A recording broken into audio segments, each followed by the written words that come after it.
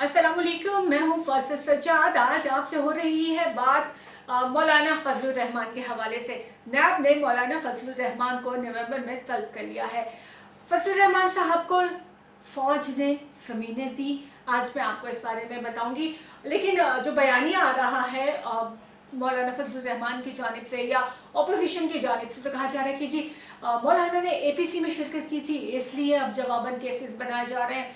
अब तंग करने के लिए जो है वो बदला लेने के लिए, इंतकाम के लिए ऐसी कार्रवाइयाँ की जा रही हैं। मौलाना फजलुर रहमान ने कोई करप्शन नहीं की हुई, वो आलमदीन हैं, हज़ारों उलमा के सरपरस्त हैं और ज़बानी बुलाया गया है तो मैं कभी भी नहीं जाऊँगा, मौलाना साहब ने ये भी कहा। इसके अलावा मौलाना साहब ने कल जो बयान दिया उसमें कुछ हद तक गिरी हुई ज़बान इस्तेमाल की है, जो कि उनके रुतबे को सूट नहीं करती अगर वो ख़ुद को मौलाना कहते हैं। तो मैं आपको ये बताने वाली हूँ आज के जो GHQ से मौलाना फजलुर रहमान को उनके फ्रंटमैन के ज़रिए दी गई ज़मीनें थी, उनकी तफसीलात क्या है, और एपीसी में शिरकत की वजह से मौलाना फजलुर रहमान को नहीं बुलाया गया नैब में। ये पुराने केसेस हैं, ये बहुत पुराने केसेस हैं, लेकिन क्योंकि जमहूरियत ऐसे चलती चली आ रही थी कि एक दूसरे के केसेस नहीं खोले जा रहे थे, और नवाज शरीफ गवर्नमेंट हो या पीपल्स पार्टी की विफाक में या किसी भी सूबे में मौलाना फजलुर रहमान हर हुकूमत का हिस्सा रहे हैं।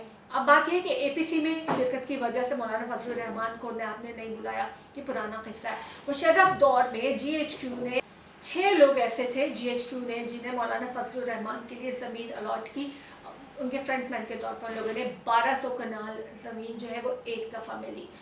बदले में MMA फ्रेंडली अपोजिशन करती रही मुशर्रफ दौर में भी, और सब अच्छा है कि रिपोर्ट देती रही। मैं आपको बताती हूँ, कुछ गलत ना हो, आपको देख के बताती हूँ जी। इसमें मुफ्ती इब्रार अहमद खान साहब हैं, जो कि सेक्रेटरी टू मौलाना साहब थे उस ज़माने में। 200 कनाल ज़मीन जो है उनके नाम लगाई गई।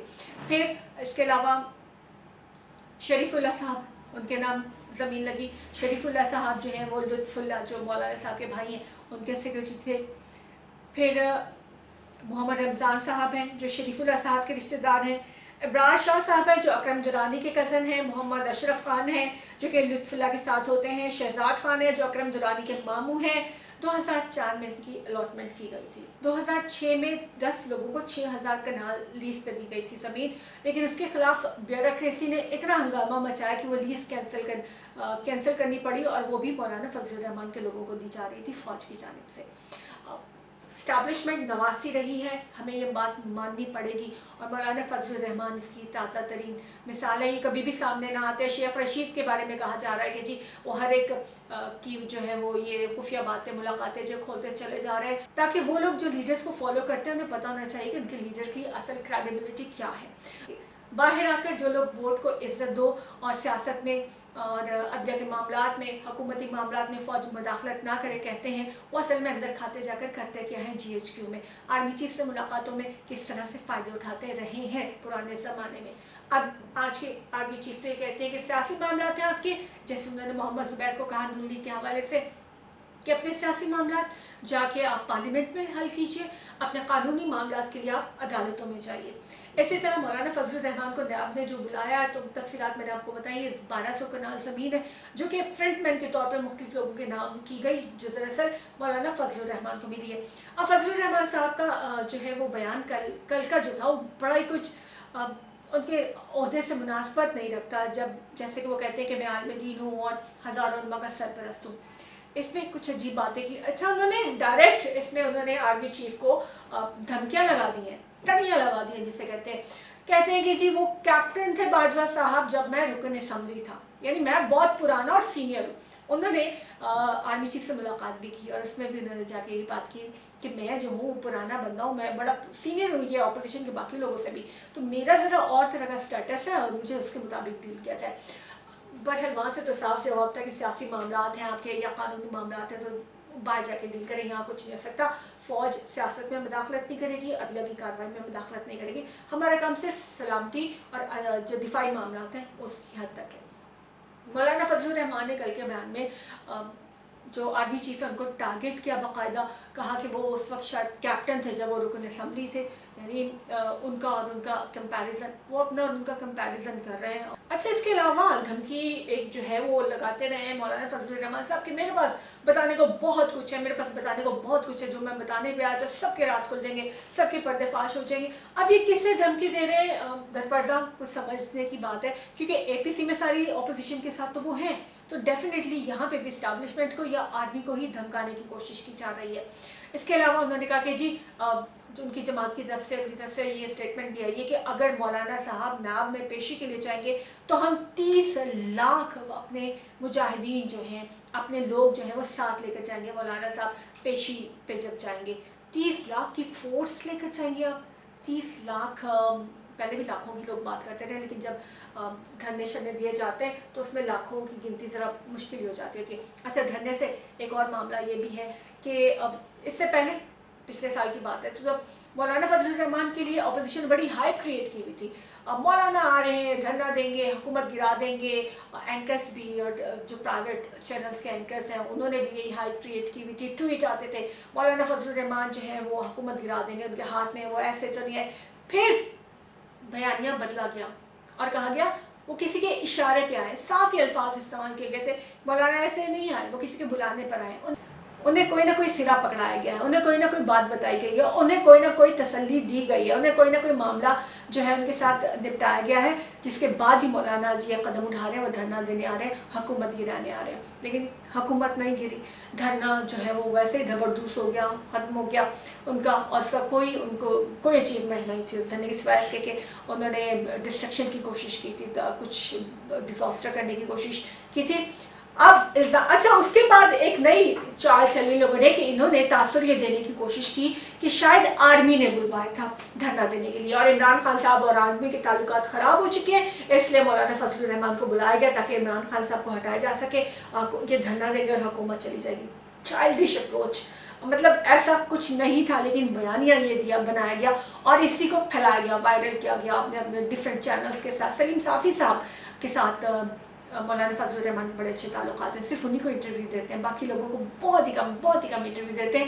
मौलाना फजलुर रहमान साहब, अच्छा, इससे इनकी जायदादों का पूछा जाए, अगर कोई एंकर पूछ ले तो ये इस पर बहुत गुस्से भी होते हैं, और उसको यहूदी एजेंडा, हर दूसरी बात को ये यहूदी एजेंडा कह देते हैं, लेकिन इसमें कोई यहूदी एजेंडा नहीं है। अगर कोई आपसे पूछे कि आपने ये असासे कहाँ से बनाए, क्योंकि इनके भाई के ऊपर भी करप्शन के बहुत ज़्यादा चार्जेस हैं और उस पर भी इंक्वायरी हो रही है। मौलाना फजलुर रहमान पे 44 लाख की तो लस्सी का कहा जा रहा है कि वो हिसाब किताब जब बढ़ रहा है तो 44 लाख की तो लस्सी भी आ रही है, लेकिन और सरकारी बंगला किसी सूरत छोड़ने को तैयार नहीं थे। इस गवर्नमेंट ने आके इतने सालों के बाद जो है वहाँ से इनको बेदखल किया है। हर हुकूमत में ये मौजूद रहे, चेयरमैन कश्मीर कमेटी भी रहे, लेकिन ये जवाब देने को तैयार नहीं है, कहते हैं कि नहीं कोई मुझसे नहीं पूछ सकता, ना मुझे बुला सकता है, और ज़बानी तो बिल्कुल भी नहीं, ना आपने बुलाया तो मैं बिल्कुल नहीं चाहूँगा। अच्छा, कल के जो इन्होंने स्टेटमेंट दिए, एक तो इन्होंने टारगेट किया आर्मी चीफ को और बाकी अपोजिशन से अपने आप को सुपीरियर बताया कि जी मैं सीनियर बहुत हूँ ये वो, और आर्मी जो है वो मैं पर्दे खोल दूँगा, मेरे पास बताने को बहुत कुछ, हालांकि कुछ भी नहीं है ऐसा, क्या इनके पास हो सकता है। लेकिन साथ साथ इन्होंने एक और जो अपने मनसब से हट के बात की है, अगर ये आलिम दीन है और हज़ारों, जैसे कि कहते हैं हज़ारों उलमा का सरपरस्त हूँ मैं, तो इन्होंने कल कहा कि मैं इमरान खान को पहली औलाद और पहली हुकूमत नाजायज़ मिली। किसी आलिम दीन को ये बात सूट नहीं करती, लेकिन इक़्तिदार से दूरी मौलाना साहब के दिमाग पर भी अच्छी तरह कब्जा कर चुकी है। हवासों में नहीं रहे जो इस किस्म की बात करने लगे हैं खुलेआम। कल आर्मी को टारगेट करने के साथ साथ इन्होंने खान साहब की हुकूमत और औलाद के बारे में भी ऐसे स्टेटमेंट दे दिए, जो कि बहुत ही एक अजीब सी हरकत है एक किसी आलिम दीन के हवाले से। अच्छा, फिर मौलाना साहब जो है बुलाया गया है नैब की तरफ से, तो एक दफ़ा फिर से यहूदी एजेंडा, यहूदी हुकूमत और ये सब कुछ आ गया, लेकिन मौलाना साहब आज तक सऊदी अरब के हवाले से नहीं बोले। बहरीन के बारे में उन्होंने कुछ नहीं कहा, बहरीन ने उनको तस्लीम कर लिया इसराइल को, और उसकी पहली कमर्शियल फ़्लाइट वहाँ आ चुकी है, इस बारे में भी मौलाना साहब ने कभी कोई स्टेटमेंट नहीं दिया, और बाकी अरब ममालिक जो हैं वो तस्लीम करने वाले हैं। मौलाना साहब को इससे कोई ग़र्ज़ नहीं, यहूदी क्या कर रहे हैं और बाकी मुस्लिम ममालिक क्या कर रहे हैं, मौलाना साहब को फ़र्क नहीं पड़ता कि सऊदी अरबिया जो है अपनी फ़ज़ाई हदूद इस्तेमाल करने दे रहा है। सऊदी के बारे में भी मौलाना साहब कभी एक लफ्ज़ नहीं बोले हैं। मौलाना साहब फिक्स जो है इमरान खान की हुकूमत पे उनकी नज़रें हैं और वो यही यहूदी हुकूमत है, यही यहूदियों का एजेंडा है जो सिर्फ़ और सिर्फ खान साहब की हुकूमत में उनके नज़दीक, और उनको बुलाना भी नाब में पेशी भी यहूदी एजेंडा बन चुका है। अब बात यह है कि इतने बड़े पैमाने पे करप्शन है, आमदन से ज़ायद असासाजात हैं, बेतहाशा ज़मीनें हैं और बहुत से इख्तियारात से तजावुज़ात का भी मामला है, लेकिन किसी भी सूरत में मौलाना साहब जो कहते हैं कि मुझे बुलाना या मेरी पेशी जो बड़ी ख़तरनाक साबित होगी, 30 लाख हमारे लोग जो हैं वो साथ जाएंगे।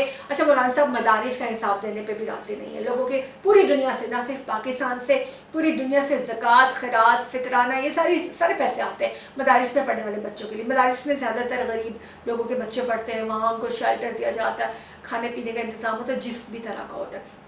अब सवाल ये भी है कि क्या मौलाना जो 30 लाख की फोर्स ला रहे हैं वो कोई बाहर से आ रही है, या वो हरकतुल अंसार और इस किस्म की जो चीज़ें, वो कौन है? कि मदारिस में पढ़ने वाले बच्चे हैं। क्या लोगों ने सदका, खैरात, फितराना या अपनी ख्वाहिश से, अपनी मर्जी से, अपनी जेब से पैसे निकाल कर दिए, अपनी जायदादें दी मदारिस को अल्लाह की खुशनुदी के लिए?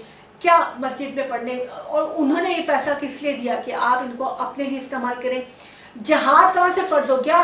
नैब बुला रही है तो नैब ने बुलाया तो जहाद फ़र्ज़ हो गया। मुल्क में इस वक्त जहाद की ज़रूरत है, इसलिए आप मदारिस के बच्चों को या वहाँ से पढ़ने वालों को जो है, वो जो पढ़ चुके हैं, उनको भी फोर्स बना के लेके जाएंगे। आप किस तरह से कर सकते?